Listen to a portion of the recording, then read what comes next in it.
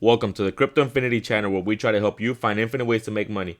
My name is Hector and my goal is to help you reach financial freedom. Now before we get started, go ahead and hit that like and subscribe. Not a financial advisor, but now let's get started with your daily market update. So we see we have the market cap sitting at 1.73 trillion. We're up 2% over the last day. We have Bitcoin sitting at 38,000, Ethereum sitting at 2,500, XRP sitting at 72 cents, Cardano sitting at 81 cents.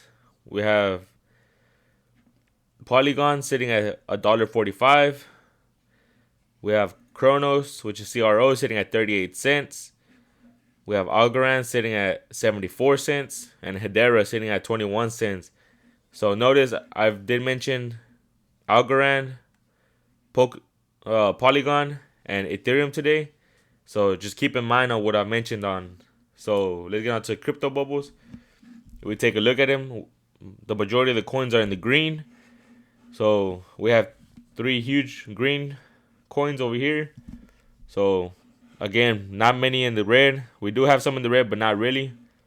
So that's a good sign that the market's kind of picking back up and stabilizing a little bit. So we take a look at the Bitcoin charts. Pretty much we had a big slump down here. Then we traded sideways. Went down a little bit. Up, down, up, down. And now we're trending in the right direction. So hopefully we can stay above that 38,000 range. If we look at our technicals, it's saying it's a good time to sell. But I would just keep on holding, especially if you bought in at a higher price than 38,000. So just keep on holding your coins. If you're not in profit, just hold on. So let's take a look at the XRP charts. Again, we had the same slump that Bitcoin had. And then we rocketed up a little bit. We traded sideways and down, and then back up, and then we traded down a couple days ago. Now we're trading sideways. We're at 72 cents. So again, our technicals saying it's a neutral. So not a good time to sell, not a good time to buy. But just me, in my opinion, I would keep on buying XRP just because I'm a big fan and I can't wait for the settlement to be in the works or either the SEC to lose the case. So that's just me. That's my opinion. So let's take a look at this article by CoinDesk. It says European Parliament proposes expanding travel rule to every single crypto transaction. So we take a look. It says on February 9, 2 major factions of the European Parliament submitted a policy blueprint that aims to apply existing regulations designed to counter money laundering and terrorism financing to all crypto transactions. The draft was spearheaded by Belgian Parliament member Asita Kanko. The current version of the travel rule obliges to banks and payment companies to store information that travels between payers and recipients and makes it available to authorities for several years. The policy only triggers when a transaction exceeds the threshold of 1,000 euros. So by them taking that out, it would have to be any transaction, literally be €1, 1,000 euros, 10,000 euros, it would pull the trigger. So some have pointed out the regulation blueprint resembles the official advice of the Financial Action Task Force, an intergovernmental organization founded by the G7 group of nations to combat money laundering and terrorism financing a little bit too closely.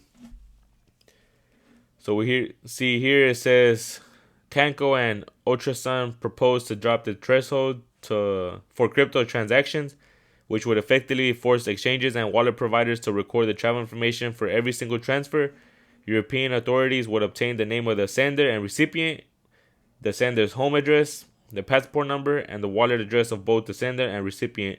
So they would keep out all those pretty much fraudsters that are trying to get money for illicit activities. So that's a good thing that we'll get some more regulation on it. So the blueprint also mentions the curation of a whitelist for crypto exchanges that successfully implemented satisfactory KYC procedures for users, which is know your customer. They could possibly be exempted from having to record every single transaction. Kanko specifically mentioned Binance as a crypto exchange that could possibly acquire a spot on the whitelist. So again, the XRP ledger is a KYC compliant. So hopefully we see the XRP ledger on that list as well. So let's take a look at this next article. It says Biden to order studies on regulating issuing crypto. So it says here, President Joe Biden is expected to sign a long-awaited executive order this week, directing the Justice Department, the Treasury, and other agencies to study the legal and economic ramifications of creating a U.S. CBDC. A source familiar with the matter said on Monday. So things are moving pretty quick. So hopefully we'll have a CBDC moving pretty soon. The White House last year said it was considering a wide-ranging oversight of the crypto market, including an executive order to deal with growing threat of ransomware and other cybercrime. Biden's order sets an 180-day deadline for a series of reports on the future of money and the role that crypto will play in the evolving landscape.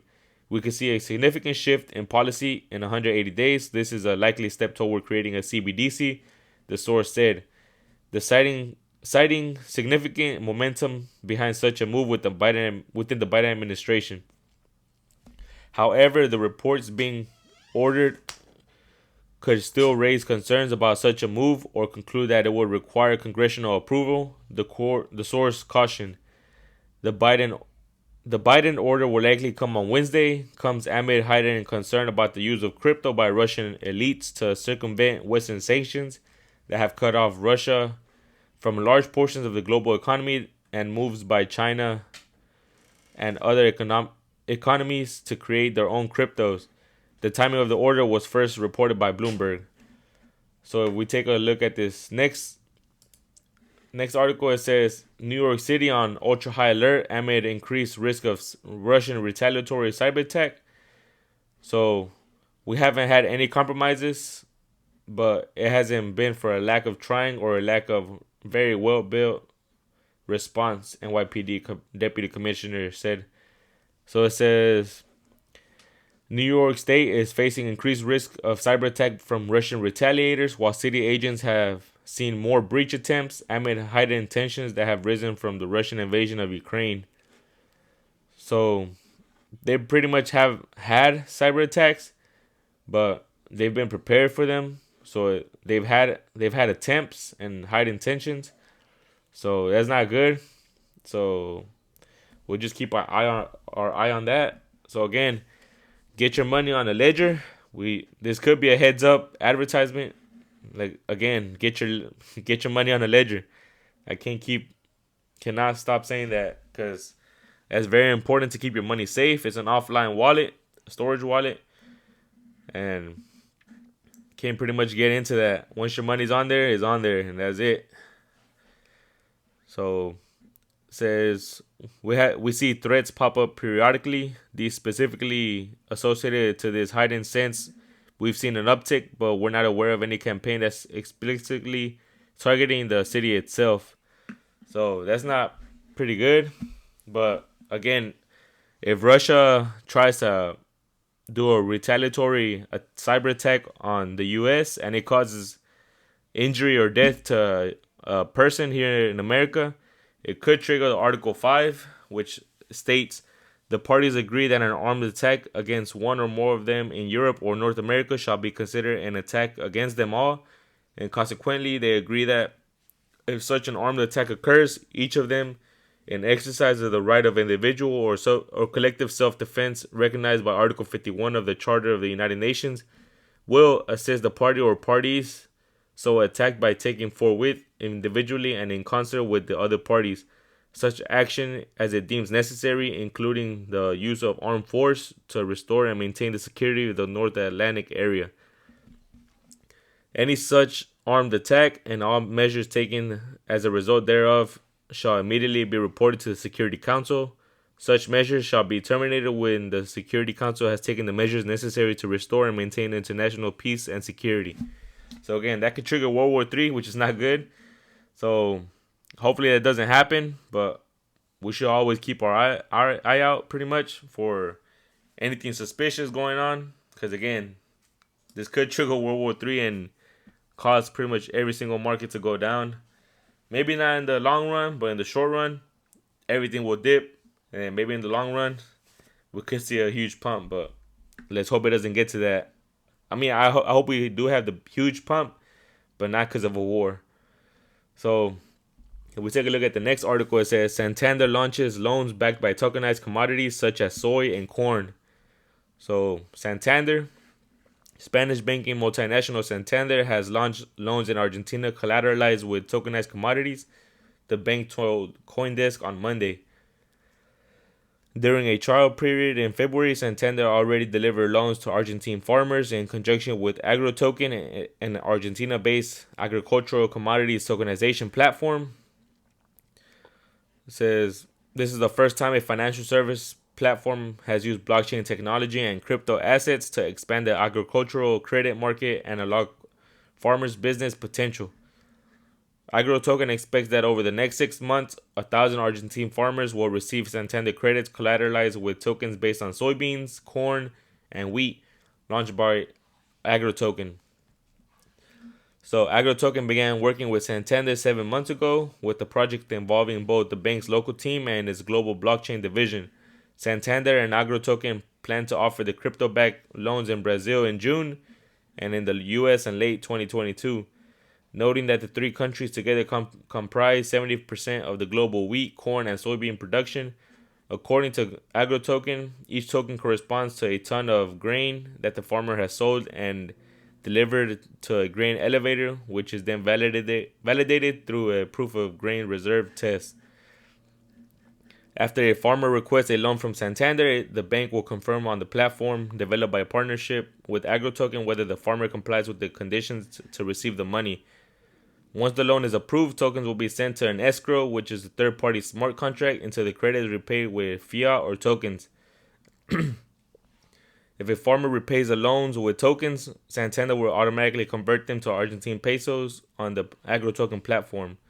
So this is huge. This could be the beginning of an era where everything's pretty much collateralized with tokenization and smart contracts. So it could be huge for the crypto markets, and pretty much NFTs could be used for as well. But let's take a look at the Agrotoken website. So it says, the first global tokenization infrastructure for agro-commodities. We create a secure and frictionless ecosystem to make trading grains easier, more efficient, and more reliable. So again, if you remember the tokens that I mentioned at the beginning, we see them down here. Agrotoken is built on the following networks: Ethereum, Polygon, and Algorand. So again, these companies can have a huge pump coming soon. So again, Ethereum, Polygon, and Algorand. Not a huge fan of Ethereum, but Polygon and Algorand, I see huge futures for them. So again, not a financial advisor. That's just my opinion. So do your own research and see what you find. But that is all that we have for the Daily Markets Update today. Thanks to each and every one of you. Remember, if you like the content, hit that like and subscribe. Make sure you share the video. Thanks, and until next time.